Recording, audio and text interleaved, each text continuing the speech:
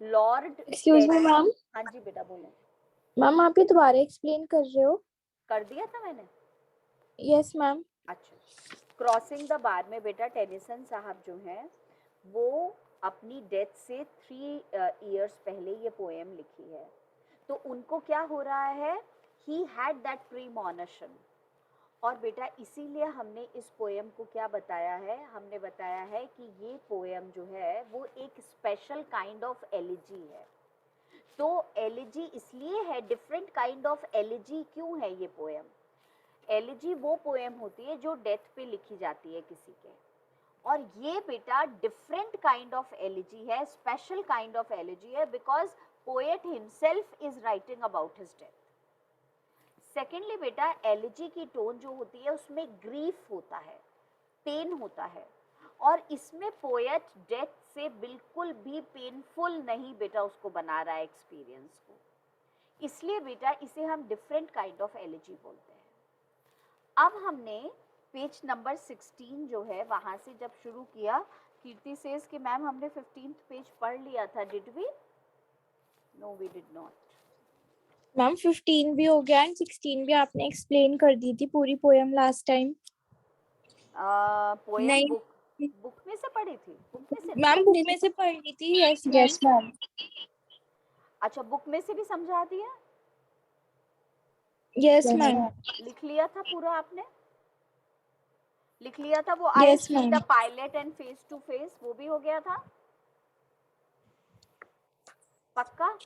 तो फिर तो कोई बात ही यस नहीं है अगर हो गया यस है यस तो। Ma'am, ma'am. हमने मैम लास्ट क्लास में कर ली थी। लास्ट हाँ क्लास में हाँ। कर ली थी। यस तो मैम। हमारे पास अब तो क्रॉसिंग द बार का पीडीएफ है, यस मैम। अब तो हम आराम से यस पढ़ मैम। सकते हैं, है ना? अब तो हम क्रॉसिंग द बार का जो पीडीएफ है वो पढ़ सकते हैं। और बेटा इसमें जो हमने पूरा समझा है पोएम उसका समरी आ गया देखो, और सारी की सारी बातें अलग अलग हेडिंग्स के साथ भी दी हुई हैं। Do you think there is a hidden meaning in the poem Crossing the Bar? Give reasons. बेटा इंट्रोडक्शन है, किसी भी आंसर में आप इसे लिख सकते हो। Tennyson fell seriously ill in 1888-89। He was then 81 years old का थे बेटा। The thoughts of death made him write a poem which came in a moment. Came in a moment का मतलब 1 मिनट में उन्होंने ये पोएम लिख दी थी। He named the poem Crossing the Bar. Title क्या है? The entire poem hinges on the interpretation of the meaning of the title. और पूरी पोएम में ये टाइटल का मीनिंग ही हमें एक्सप्लेन किया है बेटा। और ये जो टाइटल का मीनिंग हमें एक्सप्लेन किया है इसके बारे में पोएम है। हाइंजेस ऑन का मतलब है बेटा स्टक है, poem is stuck on this one point. क्या मीनिंग है? लिटरली, लिटरली का मतलब होता है in words. The bar refers to the sand bar, वो बेटा जो रेत होती है उसको बोलते हैं। Which is a ridge of sand, तो रेत सैंड जब एक्यूमुलेट हो जाती है तो रिज बना देती है, छोटा सा हिल जैसा, माउंड जैसा। Of sand built up by currents, currents मतलब वेव्स, अलोंग अ शोर। पर बेटा सिंबॉलिकली इसका मीनिंग है the bar represents the boundary between life and death. The poem is all about crossing this bar between the sea of life and the ocean of death. It is the soul returning to eternity to meet the maker, that is God. Call of death. The poem opens on a calm and gentle note. बेटा काम का मतलब हो गया very peaceful वे में शुरू होती है पोएम, और बहुत ही पोलाइट वे में। एन अनस्पेसिफाइड शिप, बेटा बिल्कुल अननोटिसेबल, वी डोंट नो किस शिप की बात हो रही है, is about to sail on a long voyage at sunset, शाम के टाइम जाना चाह रहा है अपनी जर्नी पे एक ship. As the sun descends, बेटा सन जो है वो सेट हो रहा है। The light of the evening star rises to act like a beacon, beacon का मतलब टॉर्च, फॉर द मैरिनर्स। और बेटा शिप के सेलर्स जो हैं वो वीनस स्टार को, इवनिंग स्टार को देख रहे हैं डायरेक्शन के लिए, वो एक टॉर्च का काम कर रहा है. After a formal announcement होता है, the ship will sail out of the harbor across the sandbar in the harbor's entrance and enter into the sea. बेटा पोयम में ये जो कोट्स है इसके मार्क्स अलग से होते हैं और एक पेज पे कम से कम एक कोट तो लिखो. तो आंसर्स के साथ मैंने कोट दी हुई है और आप चाहो तो 2 लाइंस की याद करो चाहे 4 लाइंस की याद करो, पर 2 कोट्स याद कर लेना, मार्क्स नहीं डिडक्ट होंगे. अगर नहीं लिखा कोट्स तो वो मार्क्स कट करेंगे. Sunset and evening star and one clear call for me. Here the journey across the bar is symbolic of the journey of his soul to the next world after his death. His only wish is that when his journey to the next world starts, he will have no cares and anxieties. बेटा cares का मतलब thoughts. और जब वो death की तरफ जाएगा तो बेटा कोई भी उसको कहता है मोर्निंग नहीं चाहिए. मोर्निंग का मतलब नो एंजाइटीज, नो केयर्स. बेटा फिर his only wish is that when his journey to the next world starts, he will have no cares and anxieties. He wants to face death calmly. अब हमने heading दिया है hope for smooth journey. When that which drew from out the boundless deep turns again home. A ship sailing from the harbor is smooth when there is full tide. और बेटा जब बड़ी लहर आती है तो आराम से सैंड बार जो है वो क्रॉस हो जाता है. Then the ship easily crosses the sandbar. He also wants the movement to be calm and quiet, back to its home from where the life came. और बेटा वहीं जाना है जहां से जिंदगी शुरू हुई थी. ये एक होप है. फेथ इन गॉड सेकेंड वाला बेटा हेडिंग. उस जमाने में साइंस की नई नई थ्योरीज आ रही थी. लोग बेटा थोड़े से कंफ्यूज्ड थे, जो कि हम बोलेंगे हमारे साइंस में बिलीव करें कि रिलीजन में. पर मौत का टाइम एक ऐसा होता है जब इंसान रिलीजन में बिलीव करना शुरू कर देता है. In Tennyson's time people were facing a crisis of faith in the wake of Darwin's theory of evolution and many other scientific discoveries. Tennyson has himself been troubled by the conflict between religion and science. उसको खुद को confusion था. Here he seems to have overpowered all the doubt in this mind. पर बेटा death के समय सारे doubts खत्म. That is why he feels that after death he is sure to see his pilot face to face. छोटी सी coat है, I hope to see my pilot face to face when I have crossed the bar. अब heading है बेटा no sad farewells चाहिए. ना मैं रोना चाहता हूँ और ना ही कोई दूसरा रोए. The poet compares the approach of death to twilight. बेटा ट्यूलाइट का मतलब evening and darkness to death. और बेटा he knows that darkness will follow मतलब कम आफ्टर. ये तो पता ही है अंधेरा आता है शाम के बाद, ओल्ड एज के बाद डेथ आती है. Follow the twilight, that is death is sure to follow old age. There is no escape from the darkness, that is death. When he starts his journey, he does not wish to see any sad parting scenes.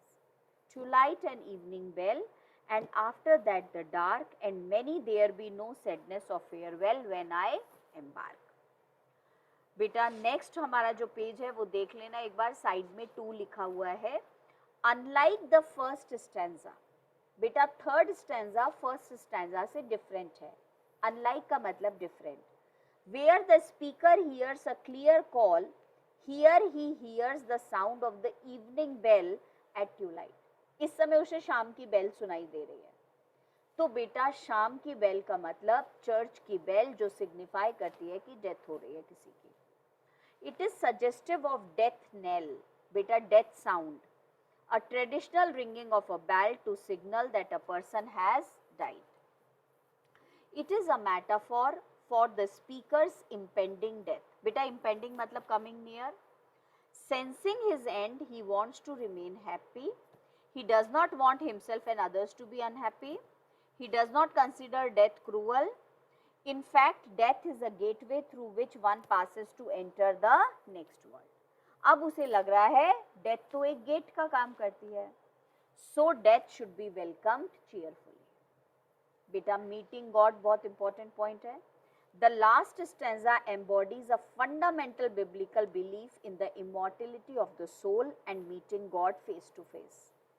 और बेटा Bible में अब यकीन कर रहा है बिल्कुल death के टाइम पे कि बाइबल में ये लिखा हुआ है सोल इमॉर्टल है, कभी मरती नहीं है. In this final stanza, the poet points out the significance of his journey. For through from out our bourne of time and place, the flood may bear me far. और death के बाद एक ऐसी जगह पहुंच जाऊंगा जहां बाउंड्री नहीं है टाइम और प्लेस की. The poet feels that this world is subject to the limitations of time and place.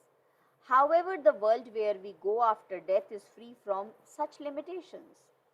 After death, everything is eternal. So the poet says that once he crosses the boundary between life and death, he is hopeful of coming face to face with God. बेटा allegorical है poem, parallel है poem, ऊपर से story ship की और hidden meaning है इंसान की soul. An allegory reveals a hidden meaning. The symbolism is worked out quite effectively. और बेटा लास्ट पेज है. The poet has drawn a parallel between a routine journey of daily life and journey into death. And may there be no mourning of the bar when I put out to sea. अच्छा, रोजमर्रा की जिंदगी में भी बेटा ship की journey तो है ही. रोजमर्रा में भी जब हम निकलते हैं तो घर का एटमॉस्फेयर नोन, बाहर का अननोन. और बेटा डोर स्टॉप को क्रॉस करना वो ही डिफिकल्ट है जैसे शिप को सैंड बार को क्रॉस करना. A routine journey requires an individual to travel from the safety of his home across a threshold, बेटा door step, and into the unknown world में जाना होता है. Similarly, the journey into death is beyond time and place into the unknown. A sandbar का मतलब है a demarcation, a line between the harbor and the open ocean as the barrier between life and death. The sunset and evening star are symbolic of getting old. बेटा clear call is a signal for impending death.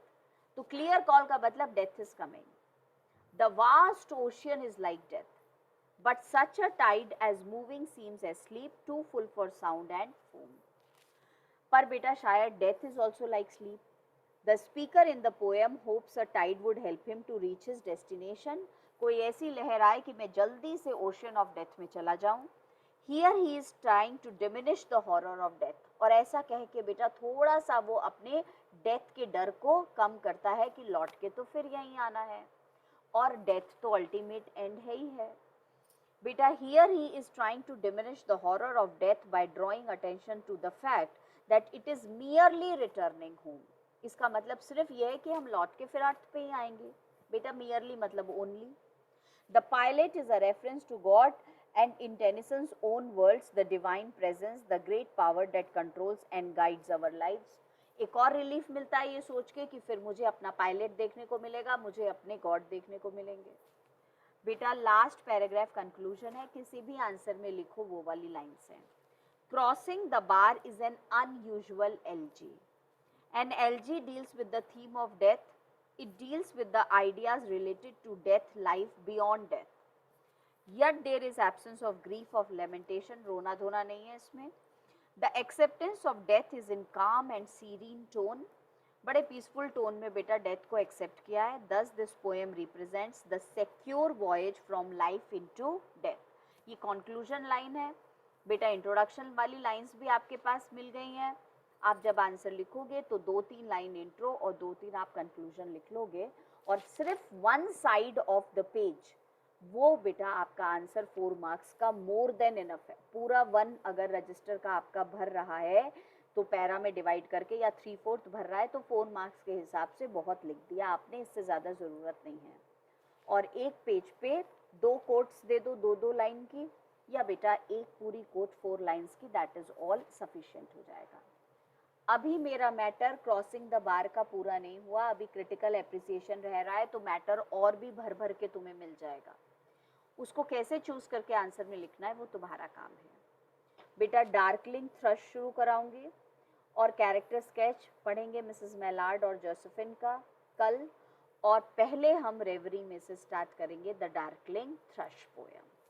ठीक है, वो भी बड़ी प्यारी सी poem है बेटा। और अभी हम जा रहे हैं, मैंने कुछ बच्चों के नोट्स दिए हैं, आज ऑफलाइन स्टूडेंट्स ने मांगे थे। अगर आप में से कोई और भी लेना चाहता हो तो ऑफलाइन स्टूडेंट को बोल देना, मैं दोनों नोट्स भेज दूंगी, नहीं तो प्रिंट आउट निकाल लो अपने, मैंने भेज दिया है। ठीक है, फिर मिलते हैं बेटा कल 9 o'clock। Bye. Thank you, Thank you. ma'am. Good night, ma'am. Thank you, ma'am. Thank you, good ma'am. Night. Thank you, ma'am. अच्छा बेटा, ठीक है, बाय।